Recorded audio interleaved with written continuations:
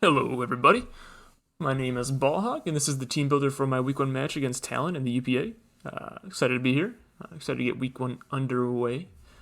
I've had a lot of fun building with this team. Actually, well, to be truthful, I kind of put it off until the morning of the battle and asked the Trick House for some help. But yeah, I think we got a pretty good set. I think we got a really great matchup as well. Honestly, I feel like there's going to be a few. There might be one or two like bad matchups, but I feel like my team is pretty well equipped to handle just about anything that's thrown at it this season. But yeah, actually, like team building and looking at calcs with this team was a lot of fun in the process, just because I've got a lot of button matchers and I'm excited to use them. So we are the Hinterland Woodhammers, and we are going up against the Atlanta Braviaries and Talyn. And let's just hop into the squad, starting off with Yogi himself, the first round selection. Got Urshifu, holding a choice band with the Unseen Fist ability. He's going to run close combat, Wicked Blow, U-turn, and Sucker Punch. Pretty standard attacks there. I don't really see any reason to deviate. Wicked Blow is going to do, it's going to at least two hit KO anything that comes in on it. So I'm not worried about really trying to get too cute with coverage. We're going to go Adamant, and we got just enough speed EVs so that we are able to outspeed, what was it? I want to say it was Slurpuff, yeah. Just enough speed EVs to outspeed Slurpuff. The reason we did that is because Darmanitan Galar, because of the Gorilla Tactics, already getting the Choice Band effect, basically. It's more than likely going to run a Choice Scarf, so there's no reason trying to outspeed that EV-wise. And after that, the best I can do is speed tie with Sigilif and more Pico, and I don't really see the point in doing that. I thought it was more productive to try and make sure that I outsped Slurpuff with an Adamant ability and then try to sacrifice all the power, because just the Wicked Blow is doing so much to all of his bulky defensive checks that just aren't no longer bulky defensive checks to this thing. Even if he brings Rocky Helmet Tangrowth, it's still a 2-hit KO, or at least it really, or at least the roll is heavily in my favor to 2-hit KO. So that's Urshifu, or Yogi. Not getting too cute with that one. Just looking to mash that button and have some fun with them. Next up, we got Fat Bottom. And this is our Celesteela, our second round selection. Going to hold a Power Herb with Autotomize, Meteor Beam, Flamethrower. Got to fix that real quick. Whoops. Not Flame Charge. And Aegislash. Nothing really. I mean, this set can very well 6-0 if I get the opportunity to set up the Autotomize. After I get the +2 speed, nothing on his team is going to outspeed. We got just enough speed EVs with Intimidator to outspeed a Scarfed Darmanitan Galar. That's the only thing that could really kind of derail this. A Scarfed Zygarde could give us some fits, but I don't think it's really going to want to take an Aegislash at +1 or +2. And I mean, after we get one kill, this thing is just going to kind of snowball, I feel like. A Scarf Blacephalon could give us some issues, but I think that Scarf Trick Blacephalon could be a thing, but I don't really see it coming this week. Yeah, I think that, we got the 252 special attack just to maximize our damage output, Power Herb for the 1-turn Meteor Beam. Pray that it doesn't miss. And yeah, Celesteela is looking to just get set up and at the very least break through or put some cracks in the armor, so that something like Yogi or something else down the road with the team can come in and clean up and finish the game off. Thirdly, we've got me. Me as in Talonflame, Talonflame is my Discord PFP, so my profile picture. So we're gonna call it me this season. We're going to run heavy duty boots just because I don't really see any reason to run any other item on it. I think it's, if in the off chance that they do bring rocks and I didn't have heavy duty boots, it would kind of be a throw on my part. So even if they could play into that, I feel like we're forced to do that every time we bring it almost. We're going to run the Flame Body ability just because the only thing that, Talonflame outspeeds everything on his team, so I have no reason to try to rattle off a outside of a Scarf Darmanitan. So I don't have any reason to try to get off a priority Brave Bird here. But we're going to run a mixed offensive set with Brave Bird, Flamethrower, Roost, and U-Turn. The reason being, for the mixed set is that a lot of those things that switch in on the Brave Bird don't want to take a Flamethrower. And, if they are switching in on Brave Bird, they're likely going to be physically defensive outside of Registeel. And Registeel even is going to be, I don't see what Registeel can do to Talonflame unless he brings Rock Slide on it, which I don't think is likely just because I think Registeel is going to try to do other things like set up rocks, maybe Seismic Toss, Toxic potentially. I don't think he's going to be packing, the Iron Defense Body Press set just loses to this really. And even if it does bring the Iron Defense Body Press set, I think that's an even bigger throw because we have a Gengar and it can't touch that. So for that reason, I'm not really worried too much about phasing this week, and because that's the only thing that I would really phase. And we got the Flame Body for the fact that he's got a lot of physical attackers. I think that if he brings AV Tangrowth, I think it's probably more than likely going to be a physical Tangrowth with knockoff, and the off chance we can get a burn on that. He's also got the Darmanitan Galar, which would be cool to get a burn on that. That would pretty much neuter it. And Zygarde, I don't see is going to be using anything that makes contact, but he's got a lot of physical attackers that definitely don't want to get burned. I didn't really feel like fitting Will-O-Wisp on this or on my Gengar this week, and I think Flame Body with as much bulk as I can fit on there without speeding the Zygarde is the next best thing. Brave Bird is there just because it's stab, very strong stab coverage, and nothing on his team really switches into Brave Bird except for things that are weak to Flamethrower. So the spread on this can, if I get enough chip on everything, Talonflame can come in and just kind of clean the game up, late game if need be. Being able to do, I think the least amount of damage you can do to any one thing in his team is Registeel, and that's like 20 to 25% if he's full HP, full special defense for Flamethrower with a careful nature. So Talonflame is kind of a fallback option. It's there to kind of keep things honest, and I think Talonflame could put in a lot of work here. Next up, we've got Audino, and she's going to be holding the leftovers with the Regenerator ability, being our resident Wish passer on the team. She's coming, and she is going to run Wish, Protect, Knockoff, and Heal Bell. The full HP, full special defense with a careful nature. We're going max special bulk on this with Knockoff. The reason being is Knockoff is, this is our Blacephalon wall. This Blacephalon is not breaking past this. I could see it going for something like Trick, to trick a Choice Scarf or Choice Specs onto us. But, that would put us in a bit of a rough spot. But it would be the end of the world just because Regenerate allows us to kind of heal some stuff back off, and Knockoff still does a very hefty amount of damage to Blacephalon even if there's no attack investment. So Audino could straight up 1v1 a Blacephalon in this game. And you can also pass pretty fat wishes off to Yogi or Fat Bottom if it gets chipped in as forced out at some point. Or even Talonflame or Blastoise for that matter. So, or itself, just to sit there and sit in front of things. So I think Audino is going to be able to put in a lot of work just being a special wall for us this week. Fifth, we've got Crest Model, grinning as ever. And Gengar is going to be holding the Choice Specs or the Curse Body. We're going to be running Shadow Ball, Focus Blast, Sludge Bomb, and Trick. Shadow Ball basically is free on everything. The only thing that outspeeds Gengar on his team is a Zygarde, which is kind of handled by our Blastoise at the end there. Or even, if it's a choiced Zygarde, or if you can kind of, if it's chipped enough, can finish it with Sucker Punch. I should probably check the damage calc on it to see how well it lives a 1,000 arrows or Outrage. But point being, Choice Specs Gengar, if we get enough chip on the Registeel, could just win the game by itself. You're kind of seeing a theme with the team this week. There are a few things that could just win the game or clean up the game after enough damage is done to the rest of the opponent's team. Gengar is probably the one that needs the least help of any, just because of its, it's just the ghost coverage or ghost spam is free on this team. He's got, I think, one semi-switch in, which is more Pico.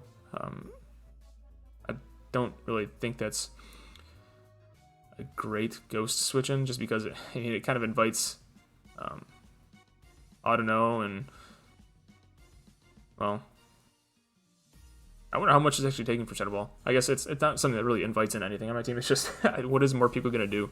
To be fair, I guess it's got the Aura Wheel, which depending on the turn could be pretty bad for Gengar, or Fat Bottom, or Talonflame, or Blastoise for that matter.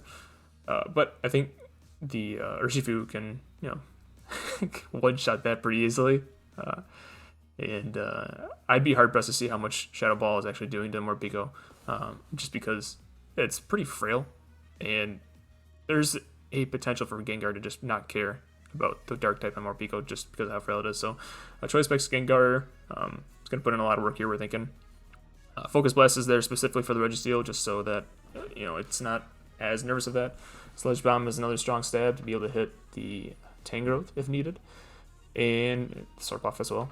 And Trick is there just because there wasn't really any other attack that gained too much, and being able to trick something like a Tangrowth or an Araquanid or Slurpuff, or maybe not Slurpuff, but or Scavalier or something with a Choice Scar or a Choice Specs could be pretty valuable for us. Being able to just kind of effectively end the effect of one of those things on our team. And lastly, we've got Raph, Blastoise, holding the Chesto Berry with the Torrent ability. Gonna run Rest, Ice Beam, Rapid Spin, Flip Turn. Full physical bulk this week. The Chesto Resto is there for the Zygarde. Banded Zygarde set is going to do about 30 to 45, I think, or 30 to 40, somewhere in that range, to us with 1,000 arrows. So Blastoise is able to come in, switch in, and rest right up, be able to take 2 hits from that pretty easily and get back to full health, and then start it back out. And the other thing is that most of the things I want to switch in on Blastoise are pretty easy for Celesteela to set up on. So I think the sequence that we're going to be looking forward to really kind of open things up is force them to bring the Zygarde in, go for 1,000 arrows, and then proceed to, we go out to our Blastoise, rest, and then, or just flip turn immediately, honestly, and then instead of Celesteela and win. Essentially, that's pretty much the game plan. Force Zygarde out, go to Raphael, and flip turn and win. So after that, I think Urshifu, Talonflame, or Gengar can kind of wrap things up, hopefully, and put us ahead in the record, or in the, put us ahead, give us a notch in the win column for week 1. So that is the team, and all right, here we are in the battle for UPA week 1, and again, we don't have a capture card that is currently working. So while we're kind of working with that, Talyn was gracious enough to provide us with the gameplay video or playback that he recorded, so we get to use that for this week. So thank you for Talyn, and we get to see how things kind of unfolded from his perspective, which is kind of cool because we get to see what he's thinking of, while I'm giving you my feedback of what I'm doing, what I'm thinking. So it's all kind of cool. He brought the Darmanitan, Zygarde, Slurpuff, basically what you see on the screen there. I think my safest lead in this one was just leading off with the Blastoise and firing off a Flip Turn depending on what he leads as well. I figured he was probably going to lead his Darmanitan. It was probably just the easiest thing for him to lead, just because he's running a Scarf. It's going to be faster than everything that I bring. I was excited for this week, first week in the, my own drafted team for a Wi-Fi league. It's always fun. First time I get to use Urshifu, single strike. That's always fun. I'm excited to do a lot of fun things within this season. And when I say that, it's probably going to be like 1 or 2 variations on the same set, but just clicking a bunch of buttons. Just what I'm most looking forward to. So they got this little graphic here on the upper corner, so you can see how much damage he's doing to my stuff, which is kind of cool. But that's me. We lit off with Raph, like I said. And this turn we were, we called the lead right. We were always going to fire off a Flip Turn because he's going to be faster. and we're just trying to position ourselves. I guess I shouldn't assume that he was always going to be a choice scarf. There is the off chance that he brings like a sub Salic Berry Zen mode Darmanitan Galar, which is always threatening when it gets set up. Like if that thing gets set up, it's probably GG at that point. Like you'd lose because you let it set up. But they don't. They lead the choice scarfed Guerrilla Tactics mode, and we're just gonna fire up a flip turn. And I think immediately I was just looking for an opportunity to get set up with Celesteela to punch a few holes into his team to make it easier for things like Gengar and Urshifu to clean up late game. So as soon as I saw him go to Scavalier, I thought, oh, this is easy. I'm going to set up with Celesteela.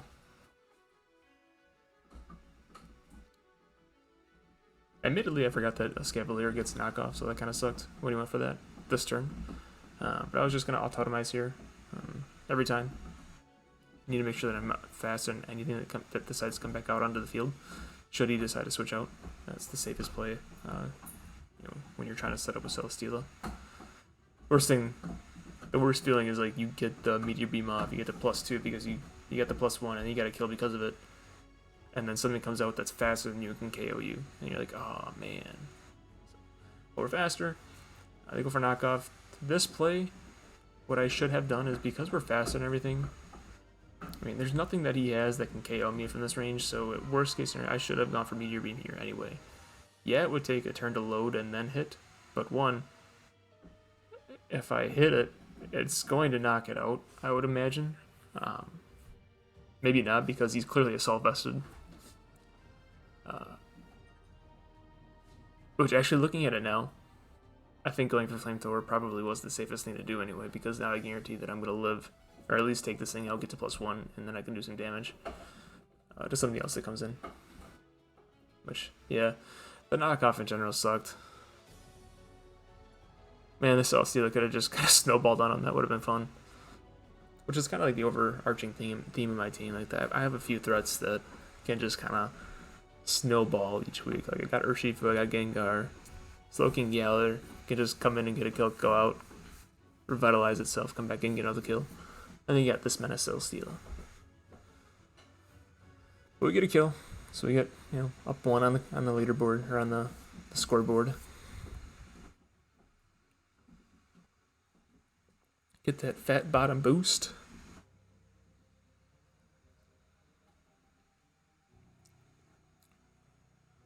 I don't remember what he goes for here. I want to say he goes out to more Pico, which is probably what I would have done. I think I would have preserved the Scarf, or I don't think I would have gone for Scarf Blacephalon because it's going to get outsped. I think you're banking on me having Earthquake, but you saw that I'm special, so clearly you know that I'm auto-totemized, Flamethrower, and Meteor Beam.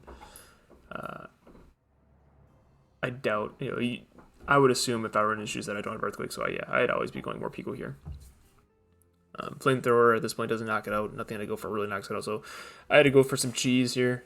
I went for the Aegislash. I didn't really want to switch out into anything, and I kind of committed to Celesteela already. So I was going to Aegislash and either get the flinch and get the knockout the next turn, or whatever. Maybe I wouldn't get. I think Flamethrower does. Yeah, Flamethrower KOs now. That's the reason why I went for Aegislash there. Aegislash didn't KO, but it had the chance to flinch it to get it in range for Flamethrower to kill.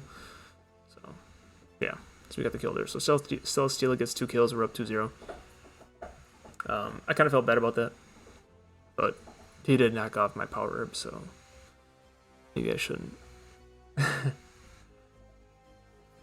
So we get lucky. We get 2 kills. Now I want to say he does go for the Blacephalon. Yeah. And maybe Blacephalon with a Scarf does outspeed +2 Celesteela. I don't remember. This game was played a week ago. And I'm just getting around to this pretty late.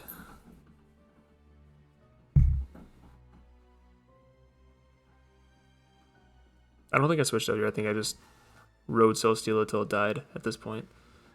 I think I went for the Aegislash.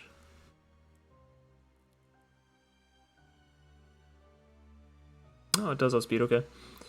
Which that obviously tipped out to me, okay, he's got a Scarf on that thing, so I don't have to worry about it being a Sash or anything. Also makes me feel like, okay, Autono is in a good spot because if he gets locked in as Shadow Ball or anything like that, like Autono could just come in and, you know, pop off a Wish or knock something off. Whatever move I had on there besides Wish Protect. At this point, I think I want to say I went to Blastoise and fired off another flip turn. Yep, here comes Blastoise. I could be wrong, but did they switch out? They did, okay. I remember, okay, maybe that's later on. I was thinking something else happened, but okay. So they go out to their Slurpuff and reveal that it's Rocky Helmet.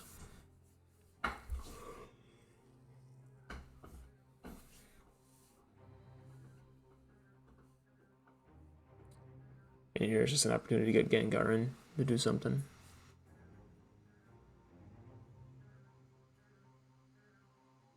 I might have gone Talonflame too. Nope, I went to Gengar, okay. So they don't have a Steel type either, so this is always a free Sludge Bomb. Although I didn't really calc to see how much Shadow Ball was doing, so Shadow Ball could have been nice, but in fact I might have gone for Shadow Ball thinking that they were going to switch out and I just wanted to get solid coverage.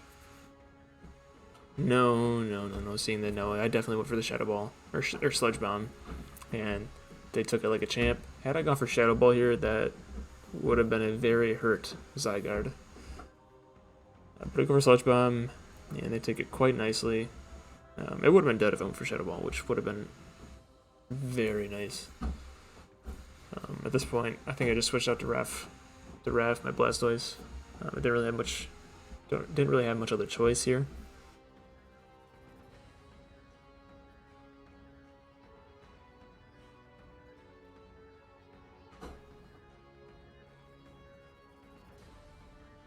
I mean, if I were them, I'd be going for Dragon Dance here.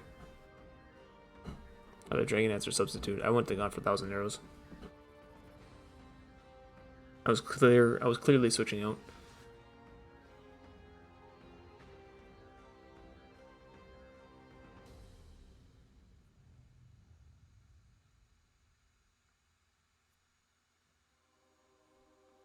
Seeing the leftovers kind of caught me off guard because I always assume that whenever I see a Zygarde, it's going to be Choice Banded or Choice Scarfed. More often than not, Banded. So like anything else kind of catches me off guard a little bit because I have no idea what they're doing. I think here I just fired off a U-turn.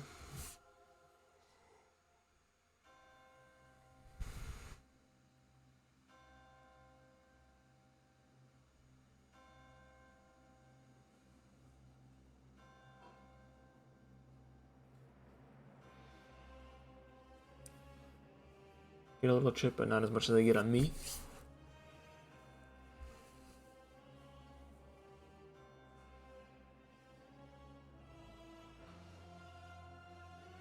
And we go back out to our Crust model. At this point, I'm not scared of firing off a Sludge Bomb. The Zygarde is not switching back into a Sludge Bomb. The only switch he has right now is Vikavolt, which could have been likely. I don't know how much Slurpuff is doing to me anyway, but if they get up webs, that really sucks for the rest of my team late game. So I think I played safe here again and just went for the Sludge Bomb.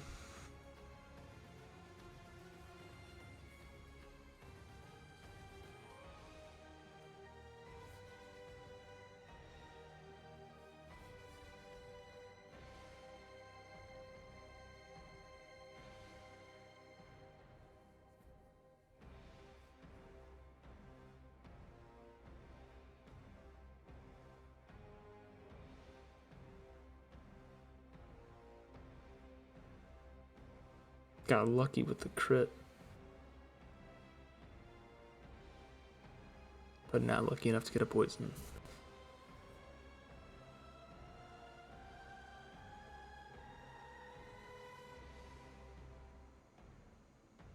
I don't remember what I did here. I want to say I switched out to Blastoise.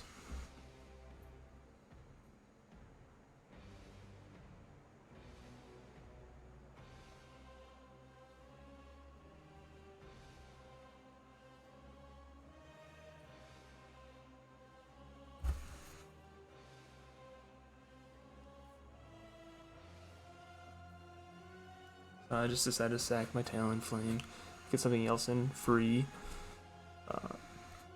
They get the boost, which is okay, I guess. Not ideal, but not much we can do about that. Oh no, I forgot I had Autono. So, this thing scares it out.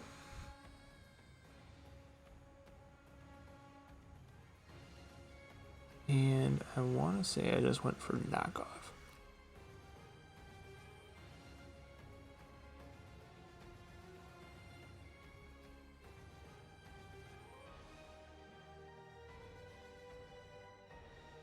Nope, I switched back out. I called the switch and I was playing aggressive. Went back out to my Gengar. And I think here they just kind of like, alright, you can have the Zygarde. I think.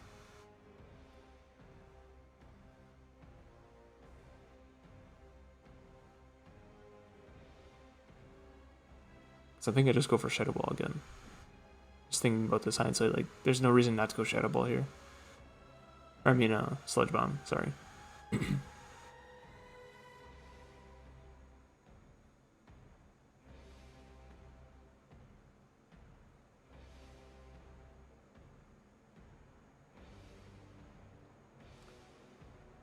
And then I forgot that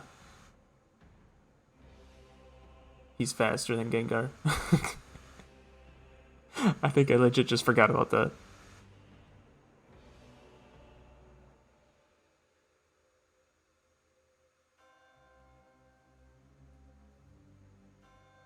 Or it was bluffing that I had the Choice Scarf when I didn't, and they called it. Both are plenty likely. I think they went for Outrage here, and I just kind of chunked it and went for the Ice Beam to get the kill. I could have flip turned, but there wasn't really much point in flip turning. I think Zygarde is faster than everything else on my team at this point.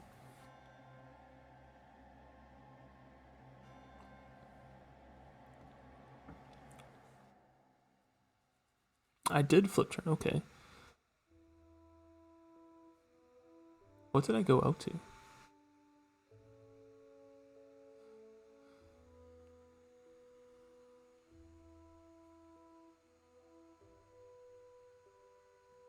Okay, so I just went for the Sucker Punch here to get the kill.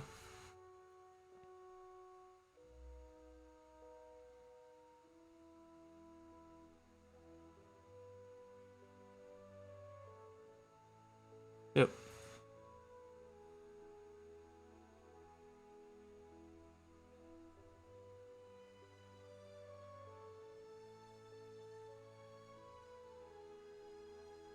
Alright, at this point, like, their obvious play is to bring in the Slurpuff.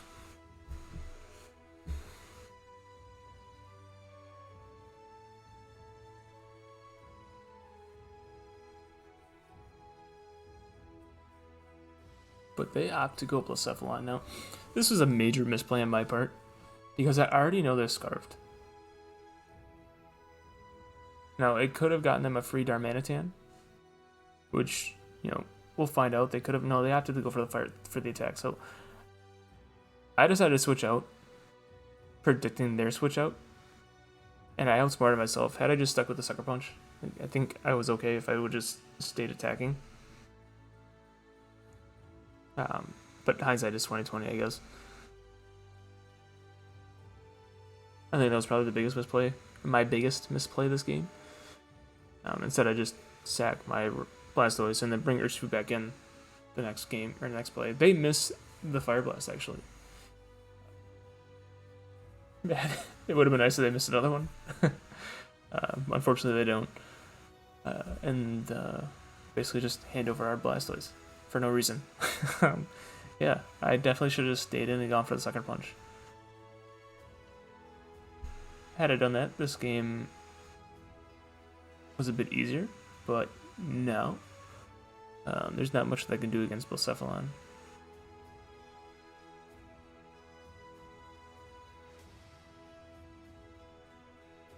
I mean, I Sucker Punch here, and I can take the Blacephalon, or I just switch it out to Slurpuff. I have no choice but to go for the Sucker Punch, or just go for the U-turn. I think I probably U-turned here.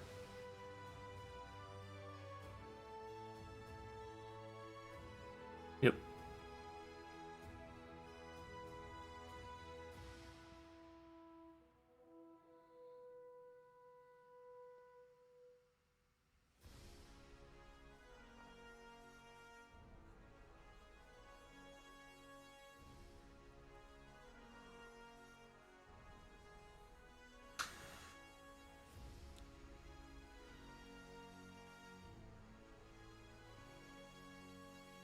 And now we're kind of stuck because we have a Choice Banded Urshifu. And I have a Toxic Stall Audino. So I have to go for the Toxic Hatch Stall. And I don't think I brought Heal Bell. I thought about it in prep, but I don't think I actually brought it. I think I switched it out last minute or something. I think I went for Toxic over Heal Bell.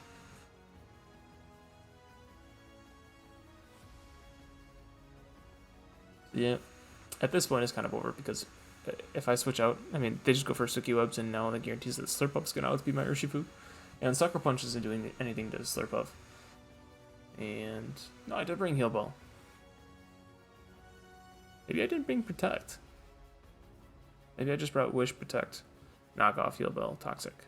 Or just Wish, knock off Heal Bell, Toxic. There we go. Yeah, I think that's what I brought.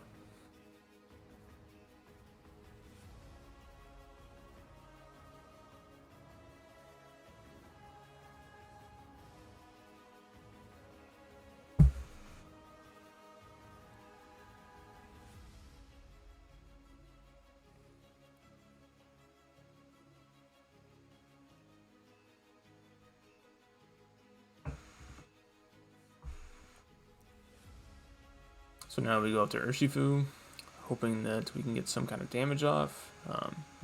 Maybe our prayers are answered. Not sure why they went for Sticky Web again. I wonder if they misclicked.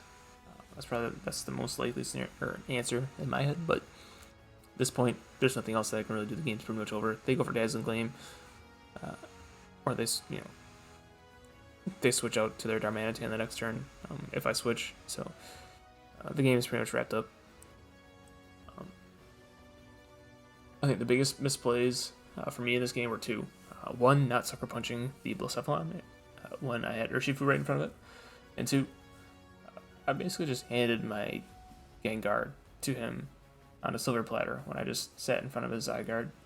I definitely needed to sacrifice my Blastoise at that point and not wait until after Gengar was dead. Gengar was way too valuable here in the end game because after Gengar was gone, I really didn't have any answer to anything to hit Slurpuff with. So, but yeah, at this point, it's just all they need to do is switch out to their Darmanitan and kill the Audino, pretty much. Yeah, good game to Talyn. Talyn played really well, and there were a couple things, like I mentioned, that I could have done better and maybe put myself in a better position to come away with the win here. But it wasn't a bad victory by any means, or bad loss by any means. 3-0 is okay. It wasn't like a 5-0 or a 6-0 by any means, or thankfully, but definitely something that we can come back from. I think it's something ridiculous, like a 12-week long season. So we definitely have time to make up ground here in the UPA. So kind of thankful for that, actually, when you start off with the season with a loss. Typically I kind of like, oh man, it's more than 9 weeks long. I don't know, man, because I'm used to having like 12 weeks total for the whole regular season and playoffs. 12 weeks is just such a big commitment, but here I'm kind of glad now because hats off to Talyn. They played well. and I hope we get to face them again sometime, maybe in playoffs to get revenge, and it'll be that much sweeter then. But yeah, and Talyn was a super good sport too. You know, again, thanks to Talyn for providing this replay of the game, or his playback of the footage, allowing me to use this for the upload here. Good news is that I do have my my capture card, and it's not Elgato, but it'll work. Tested it out of the box. It works, and we'll be using that to get over the hump, see if Elgato can deliver or not. But yeah. So thanks for tuning in. That was week 1 of the Hinterland Woodhammers and the UPA, and looking forward to bouncing back next week, going up against Cahoots and his Weather Warriors in the rain. So, all right, we'll see you next week. Peace.